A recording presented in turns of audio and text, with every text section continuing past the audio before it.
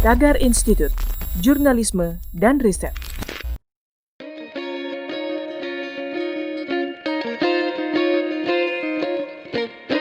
Halo Tagarians, para penonton Tagar TV dan juga pembaca Tagar ID, apa kabarnya? Senang sekali saya Kori Olivia bisa kembali menemani Anda di Tagar TV.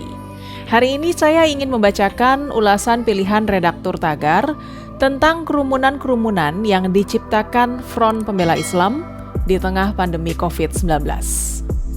Pihak kepolisian melanjutkan penyelidikan dugaan pelanggaran protokol kesehatan di acara Maulid Nabi dan pernikahan putri pemimpin Front Pembela Islam Rizik Syihab dengan memanggil Ketua Panitia Acara, Haris Ubaidillah, ke Polda Metro Jaya.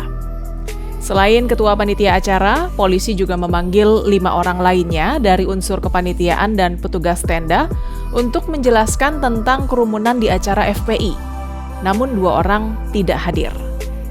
Pihak kepolisian juga akan memanggil sejumlah saksi ahli sebelum dilakukan gelar perkara untuk menentukan layak atau tidaknya kasus ini naik ke tahap penyidikan. Tim Bantuan Hukum FPI yang mendampingi pemanggilan Haris Ubaidillah mengklaim acara yang FPI adakan pada Sabtu 14 November 2020 lalu itu hanya mengundang 30 orang yang berasal dari pihak keluarga. Sekretaris Bantuan Hukum DPP FPI, Aziz Yanuar, menjelaskan, awalnya acara pernikahan Putri Rizik Syihab terpisah dengan acara peringatan Maulid Nabi. Namun atas usulan dari DPP FPI, kedua acara itu digabungkan, sehingga massa yang hadir dalam acara itu pun membludak. Aziz mengaku tidak menyangka banyak massa yang hadir dalam acara tersebut. Pihak panitia pun cukup kesulitan memastikan penerapan protokol kesehatan. Namun, Aziz menyatakan bahwa ketiadaan penerapan protokol kesehatan dalam acara itu tidak bisa semata-mata disalahkan ke pihak panitia. Karena pihak panitia mengklaim telah berusaha maksimal menerapkan protokol kesehatan dengan membagikan masker kepada massa yang hadir. Pernyataan Aziz itu ternyata berbeda dengan surat yang diajukan pihak FPI sebelum acara. Surat itu diterima Lurah Petamburan Setianto yang di dalamnya tertulis bahwa FPI mengajukan izin penutupan Jalan KS Tubun untuk mengantisipasi 10.000 tamu yang akan hadir. Selain memanggil 9 orang untuk dimintai klarifikasi, Polda Metro Jaya juga memanggil Gubernur DKI Jakarta Anies Baswedan perihal kerumunan massa dalam acara pernikahan Putri Rizik Syihab dan acara Maulid Nabi yang diadakan FPI. Bahkan, masalah ini juga berbuntut pencopotan Kapolda Metro Jaya Irjen Nana Sujana dan Kapolres Jakarta Pusat, Komisaris Besar Heru Novianto.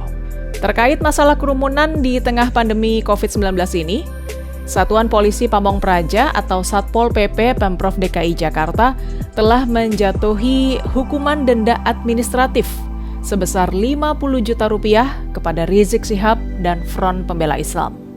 Pemberian sanksi ini sudah sesuai dengan Peraturan Gubernur DKI Jakarta Nomor 79 Tahun 2020 tentang penerapan disiplin dan penegakan hukum protokol kesehatan sebagai upaya pencegahan dan pengendalian COVID-19. Serta Pergub DKI Jakarta Nomor 20 tentang pelaksanaan pembatasan sosial berskala besar.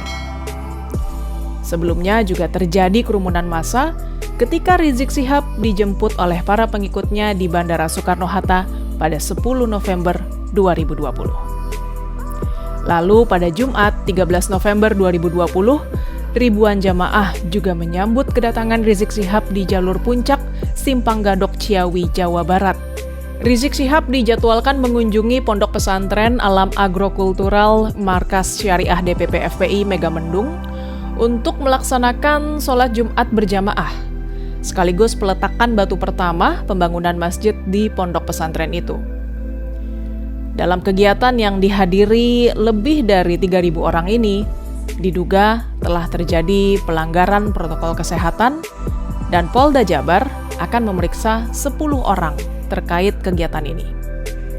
Masalah ini pun berbuntut pencopotan Kapolda Jawa Barat, Irjen Rudi Sufaryadi. Dalam wawancara bersama Tagar TV, Pengamat kepolisian UPA Labuhari mengapresiasi ketegasan Kapolri Jenderal Idham Aziz yang mencopot Kapolda Metro Jaya, Kapolda Jawa Barat, dan juga Kapolres Jakarta Pusat. Mereka dicopot karena dinilai melakukan kesalahan fatal, lalai dalam menjalankan protokol kesehatan selama pandemi COVID-19. Meski demikian, menurut UPA, Kapolri terlambat mengambil langkah itu karena harus menunggu teriakan dari Presiden Joko Widodo. UPA juga menyayangkan sikap para petinggi kepolisian yang tidak tegas terkait kerumunan yang diciptakan FPI. Menurut UPA, kalau jenderal tidak berani menghadapi FPI dan Rizik Syihab, lebih baik dilepas saja bintangnya dan turun ke bawah jembatan Semanggi untuk menjaga jalanan. UPA juga berharap Rizik Syihab dan para pengikutnya bisa bijak dan menahan diri untuk tidak mengadakan pertemuan sampai pandemi COVID-19 selesai. Tagarians, demikian ulasan pilihan redaktur Tagar tentang kerumunan-kerumunan yang diciptakan Front Pembela Islam di tengah pandemi COVID-19. Subscribe YouTube channel Tagar TV dan klik loncengnya juga untuk mengikuti video menarik membahas topik terhangat hanya untuk Anda.